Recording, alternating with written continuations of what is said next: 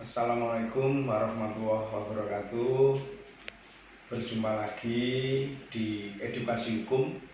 Kali ini teman, sahabat, dulur, para adik-adik mahasiswa, semua lapisan masyarakat pecinta keadilan, dalam kesempatan ini kita akan sedikit sharing berbagi ilmu berkaitan dengan kedudukan seorang anak yang lahir di luar perkawinan terhadap hubungan perdatanya itu kayak apa.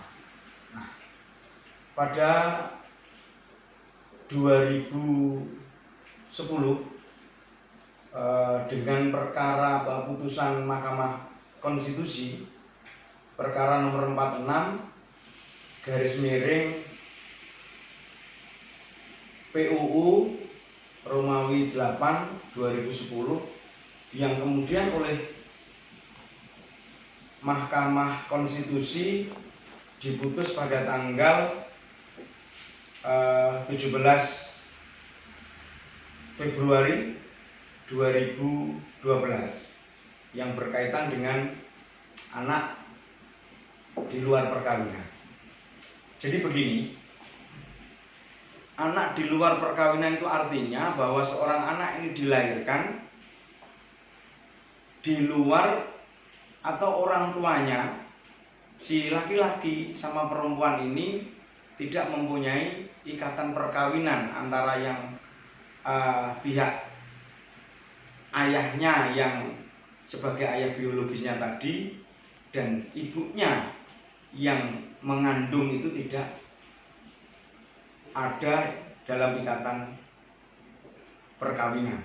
Maka kemudian Mahkamah Konstitusi lewat putusan itu tadi memberikan perlindungan, memperjuangkan hak-hak anak. Mahkamah Konstitusi beristihad untuk memberikan perlindungan, memperjuangkan hak-hak anak. Dalam konteks ini memperjuangkan anak yang khususnya anak yang di luar ikatan pernikahan.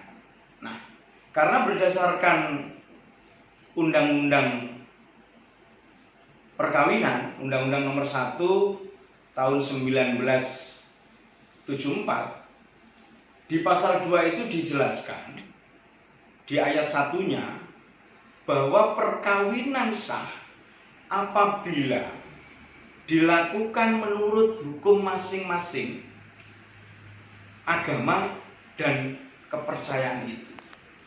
Kemudian di pasal yang masih sama, di ayat 2-nya, tiap-tiap perkawinan itu harus dicatatkan menurut peraturan perundang-undangan yang berlaku.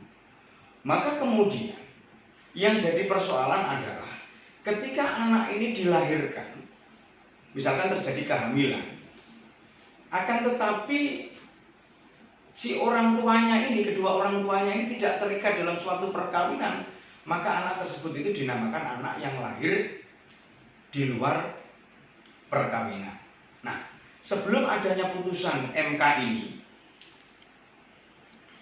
menurut Undang-Undang Perkawinan di dalam pasal 43 ayat 1, sebelum yang perlu dicatat adalah sebelum adanya putusan MK ini, anak yang dilahirkan di luar perkawinan itu hanya mempunyai hubungan perdata, sekali lagi hanya mempunyai hubungan perdata dengan ibu kandungnya dan keluarga ibu kandungnya. Nah, kemudian setelah adanya putusan Mahkamah Konstitusi nomor 46 garis miring PUU Romawi 8 2010 tadi, anak ini diberikan perlindungan. Saat itu dilakukan uji materi terhadap pasal 43 ayat 1 itu, sehingga menurut MK bahwa anak di luar perkawinan itu tetap mempunyai hak-hak keperdataan. Maka di dalam putusan itu intinya yang semula hanya ada kalimat anak yang dilahirkan di luar perkawinan itu hanya mempunyai hubungan perdata dengan ibunya atau keluarganya, di sana ditambahi serta terhadap laki-laki sebagai ayahnya yang dapat dibuktikan dengan ilmu pengetahuan dan teknologi atau dengan bukti lainnya secara hukum yang mempunyai hubungan darah dengan si ayah tadi dan keluarga ayahnya. Nah, maksud dari putusan ini adalah untuk melindungi hak-hak anak yang selama ini itu hanya melekat kepada ibunya, sehingga dia tidak mempunyai hak apapun terhadap ayah biologisnya karena memang dia lahir di luar pernikahan. Mahkamah Konstitusi memberikan istihad bahwa anak yang di luar perkawinan tadi, sepanjang, yang perlu dipahami adalah sepanjang bisa dibuktikan dengan ilmu pengetahuan dan teknologi, misalkan lewat tes DNA dan atau dengan bukti lain secara hukum, maka ini sekarang mempunyai hubungan perdata dengan ayah biologisnya dan keluarga ayah biologisnya. Ini diharapkan bahwa anak yang di luar pernikahan itu mempunyai kedudukan hukum yang jelas terhadap hubungan perdatanya. Nah, dalam materi kali ini saya tidak membahas bagaimana kedudukan di dalam akte kelahirannya nanti. Kalau di dalam akte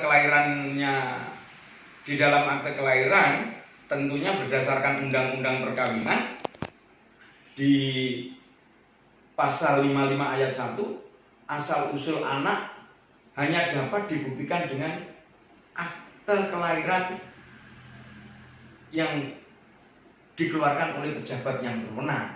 Nah, kita tidak membahas itu, akan tetapi kita hanya membahas bagaimana hak-hak anak ini bisa tetap terlindungi, tetap mendapatkan hak-hak dari ayah biologisnya sepanjang bisa dibuktikan dengan ilmu pengetahuan dan teknologi atau dengan bukti lainnya tadi. Nah, untuk bagaimana nanti proses pembuatan akte itu nanti kita akan bahas di lain kesempatan dalam video yang lain.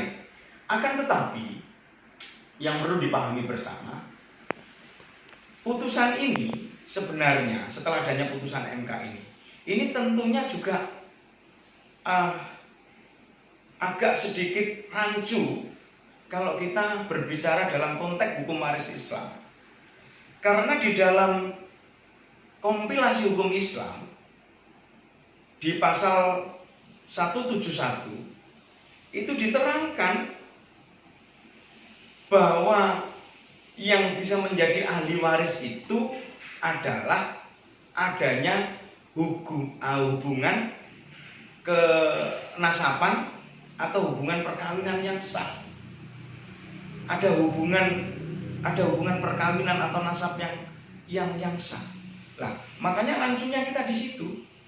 Maka menurut saya, pendapat saya, kalau memang anak ini di luar nikah dan dia bisa membuktikan terhadap ilmu pengetahuan dan teknologi tadi atau bisa dibuktikan dengan bukti yang lainnya, bahasanya kalau saya adalah lebih cenderung bukan ahli waris ya, kalau menurut saya, akan tetapi lebih ke mungkin diberikan hibah atau diberikan semacam hadiah atau pemberian begitu, atau sedekah lah pemberian begitu, tapi tidak sebagai ahli waris kalau dalam menurut konteks KHI, karena memang yang bisa menjadi ahli waris dalam KHI harus ada nasab tadi dan ada hubungan perkawinan yang hubungan darah lewat perkawinan yang sah tadi.